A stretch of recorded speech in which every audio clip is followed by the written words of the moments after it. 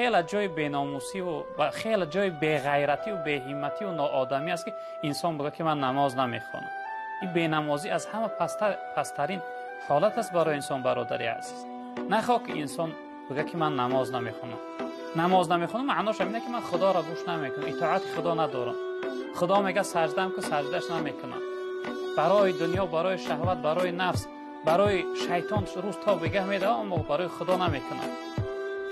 بینمازی خیلی کاری پست است. لا سهم فی الاسلام من لا صلات له. جناب پیامبر گفتند در اسلام یگان حقوق قدر حرمت یگان حصه در اسلام نداره انسانی که نماز نمیخونه. تماما حرمت و عزت نداره در اسلام.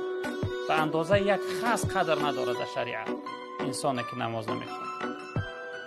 گلی که بو ندارد به او چمن حیف است، سری که سجده ندارد به او کفن حیف است. برای انسان بینماز هم کفن حیف است. چمن جنت برای بینماز حیف است.